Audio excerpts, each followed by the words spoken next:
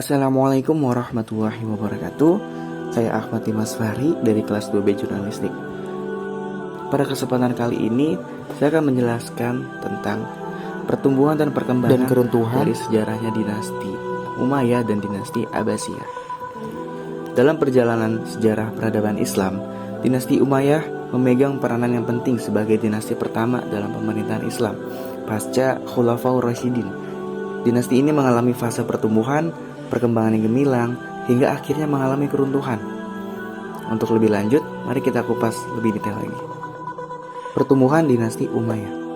Cikal bakal berdirinya dinasti Umayyah bermula dari konflik internal di tubuh umatnya Islam sendiri.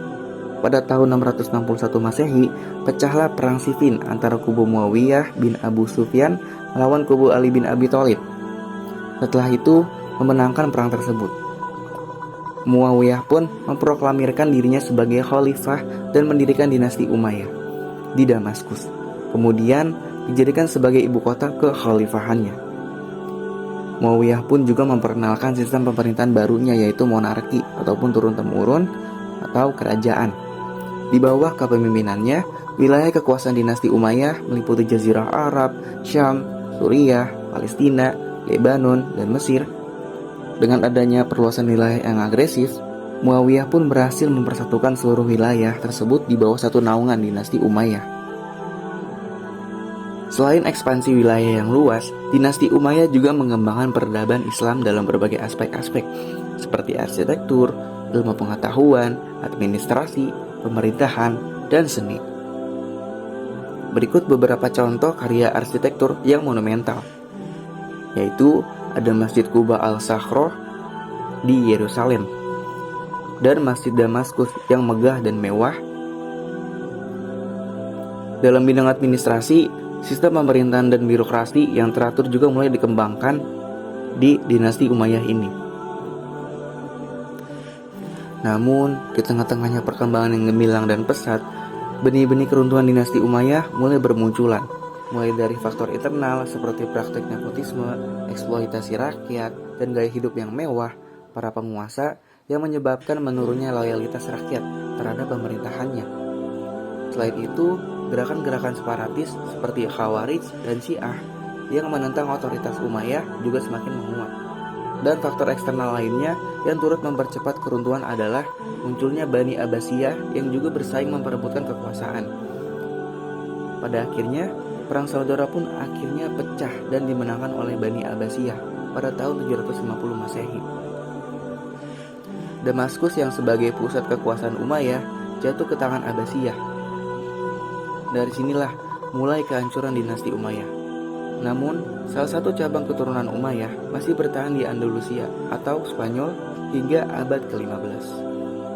Nah, maka dari itu teman-teman, dari sini kita dapat mengambil pelajaran berharga yang dapat kita ambil, yaitu pentingnya kita menjaga stabilitas internal dengan menghindari praktik nepotisme, eksploitasi rakyat, dan gaya hidup yang mewah yang berlebihan. Selain itu, pemerintahan yang kuat juga harus didukung dengan loyalitas dan legitimasi dari rakyat.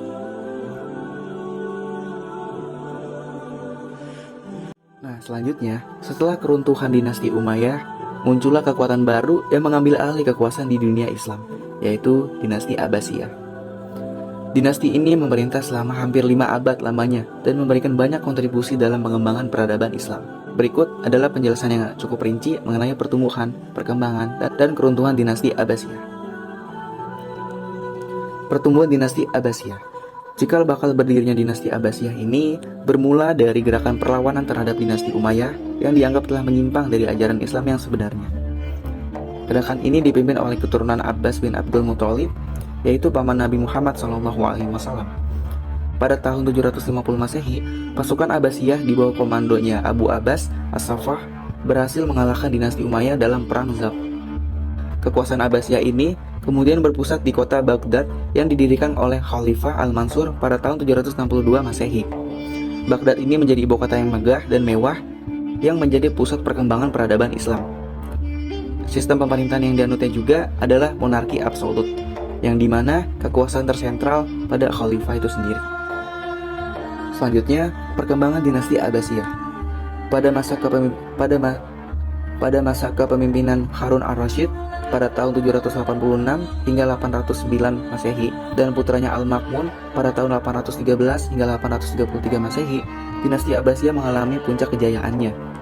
Wilayah kekuasaannya meliputi kawasan yang sangat luas, mulai dari Tunisia di barat hingga Sind atau Pakistan di timur.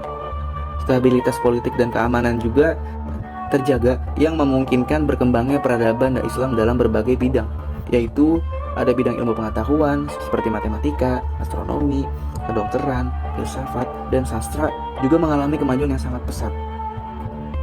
Pada masa ini muncullah banyak berbagai ilmuwan Islam yang termuka seperti Al-Khawarizmi di bidang matematika, Al-Kindi di bidang filsafat, Ibnu Sina di bidang kedokteran, dan Al-Biruni di bidang astronomi. Karya-karya mereka banyak diterjemahkan ke dalam bahasa lain dan menjadi rujukan di dunia barat, hingga terkenal di berbagai penjuru negara. Selain itu, dinasti Abbasiyah juga membangun berbagai proyek infrastruktur seperti jalan raya, jembatan, bendungan, dan sistem irigasi.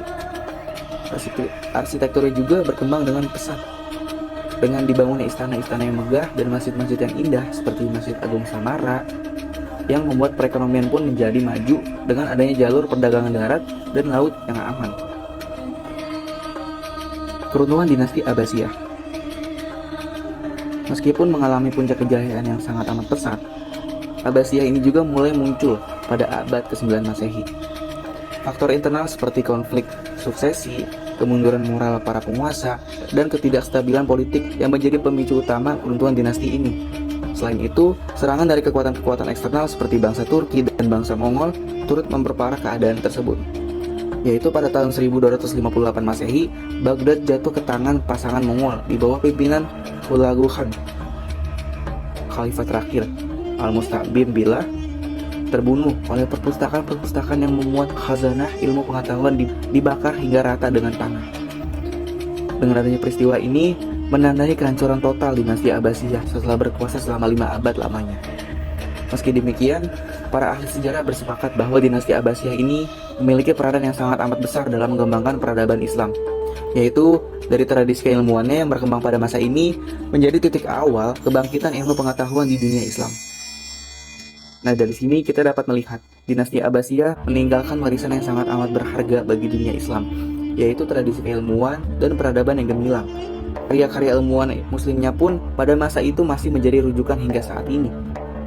Oleh karena itu, pentingnya bagi kita untuk mempelajari sejarah-sejarah agar dapat mengambil hikmah dan pelajari dari masa lalu untuk membangun peradaban yang lebih baik di masa depan kelak nanti.